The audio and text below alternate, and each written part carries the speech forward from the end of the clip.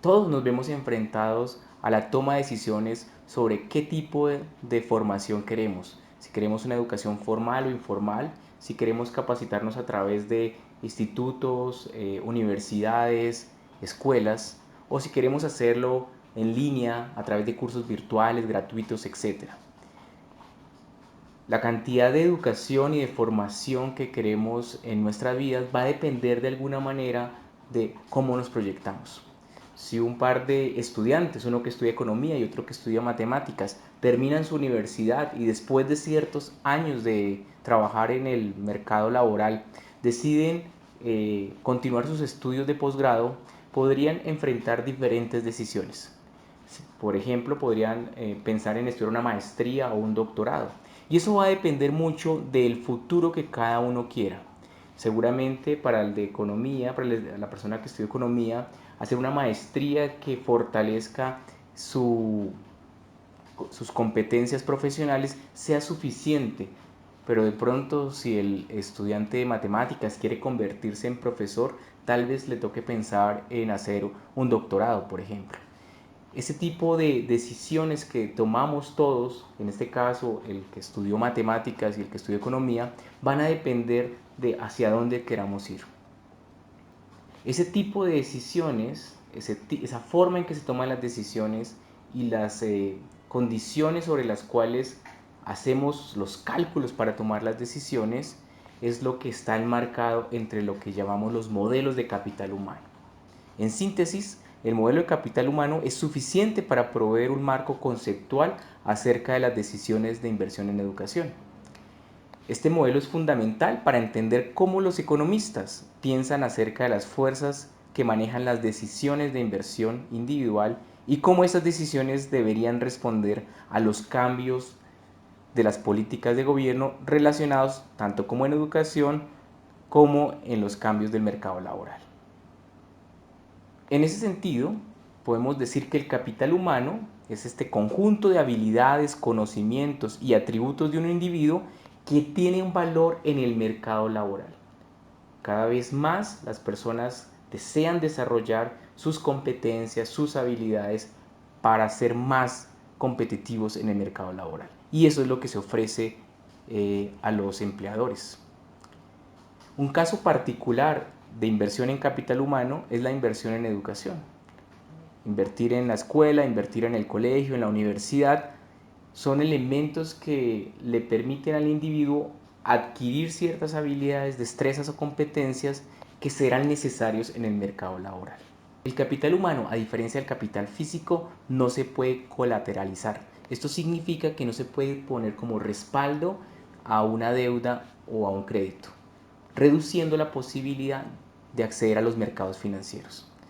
Otra particularidad del capital humano es que es propio del individuo y no se puede vender, no se puede traspasar.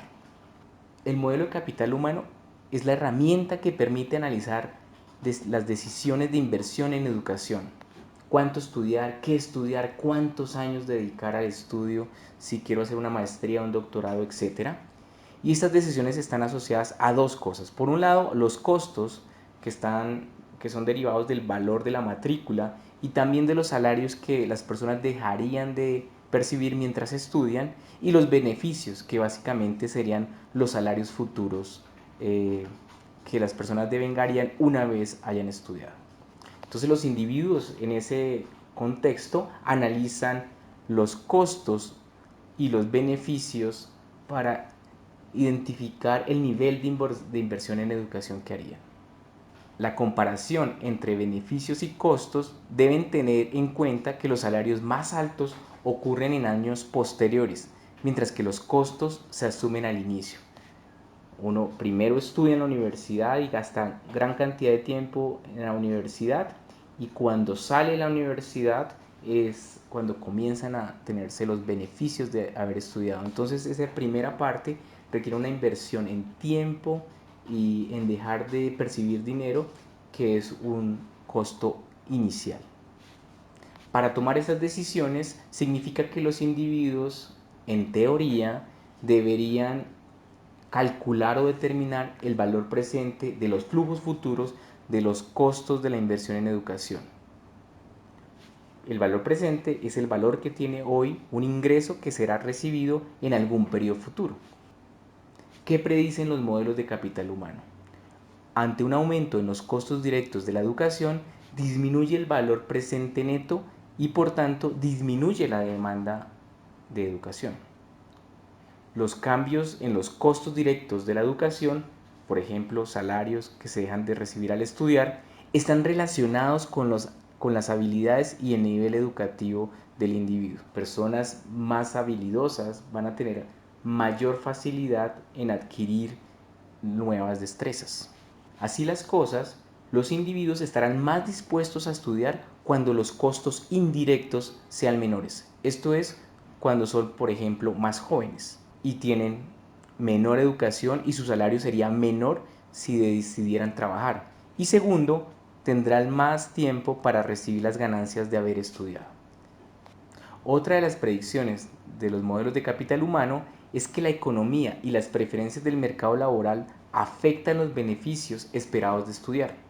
Por ejemplo, la demanda por mano de obra calificada aumenta los salarios de las personas más educadas en relación con las menos educadas, o un aumento en la demanda de trabajadores para ocupar trabajos que no requieren un título educativo puede disminuir los incentivos de estudiar. Una pregunta clave es cuántos años se debería estudiar, cuántos años dedicar a la formación. Eso va a depender de la ganancia que los individuos deseen tener a futuro y el nivel de inversión que quieran hacer en la actualidad. Si uno compara el ingreso anual esperado con respecto a los años de educación cursados, tenemos que hay una pendiente positiva porque la inversión en educación tiene un efecto positivo en los ingresos. Sin embargo, los ingresos adicionales disminuyen a medida que aumentan los años de educación porque la educación tiene retornos marginales decrecientes. Es posible que cada vez que estudiamos un año de educación adicional no represente la misma ganancia que el año de educación anterior. Entonces habría que preguntarse cuál es el nivel óptimo de educación. Si yo estudio pregrado, tal vez ese tenga unos ingresos. Si estudio maestría, esos años de maestría, los ingresos no son tan altos como los que tuve por un año de educación en la universidad. Y si llego al doctorado, un año de educación adicional en doctorado no representa o es menor que la ganancia obtenida por un año de maestría. En ese sentido, es pertinente preguntarse cuál es el nivel óptimo de educación. En el nivel óptimo de educación depende de la tasa marginal de retorno. Esto es el cambio porcentual en el ingreso que resulta de invertir en un año de educación adicional. Para que un individuo decida invertir en un año adicional de educación, es necesario que la tasa de retorno sea por lo menos la que se obtiene al igualar el valor esperado de las dos alternativas. La tasa marginal de retorno es decreciente por dos razones. La educación tiene retornos marginales decrecientes. A medida que yo estudio un año más, ese año más no va a tener el mismo ingreso por año que el año anterior. Y existe una tensión o un trade-off entre los años de formación y los años en el mercado laboral. Un año que yo estoy estudiando es un año que estoy por fuera del mercado laboral. Un individuo debe dejar de invertir en años adicionales de educación cuando la tasa marginal del retorno no logre igualar el costo marginal del capital. Una pregunta natural es ¿por qué los individuos tienen diferentes niveles educativos? ¿Por qué unas personas prefieren estudiar solamente hasta el nivel secundaria, otros hasta el nivel técnico, otros profesional e incluso llegar a otros personas que pueden llegar a niveles de doctorado, por ejemplo? Esa es una pregunta muy interesante y básicamente existe una diferencia en las habilidades que tienen los individuos para financiar los costos directos de la educación. Por ejemplo, los individuos que enfrentan costos financieros más altos tendrán que elegir un menor nivel educativo. Por eso el acceso a crédito o la restricción a crédito puede ser fundamental en términos de las decisiones que tomen las personas frente a cuántos años de educación hacer. Las personas difieren en cuanto a los beneficios que obtendrían de la educación. Los trabajadores más hábiles tienen tasas marginales de retorno más altas. Las personas que les cuesta menos trabajo formarse o adquirir capital humano, tal vez deseen adquirir más capital humano porque les cuesta menos trabajo, menos esfuerzo.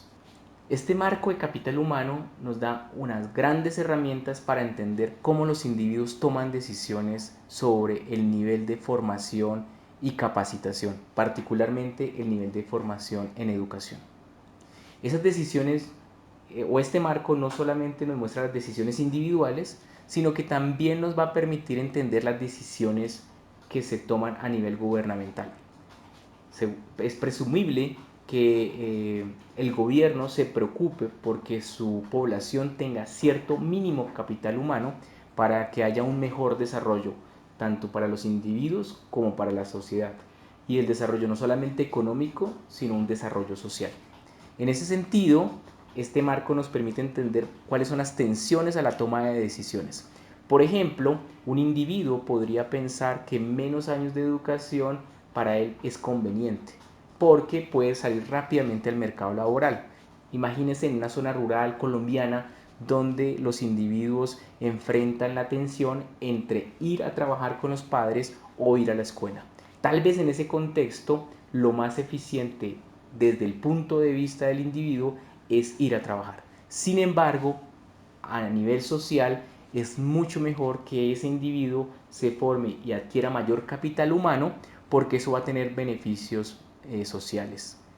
En ese sentido, las decisiones no solamente deberían ser, o se espera que no solamente las tomen los individuos, sino que en carencia de que los individuos tomen buenas decisiones, el gobierno tenga reglas para forzar a una mejor decisión. Por ejemplo, hacer obligatorio los grados, algunos grados. En Colombia, en el 2015, hasta el 2015 era obligatorio el grado noveno y a partir del 2015 es obligatorio hasta el grado 11. Eso es muestra de cómo los gobiernos pueden tomar decisiones frente al nivel de inversión en educación que deberían hacer los individuos. En síntesis, esto es el marco al que le llamamos capital humano.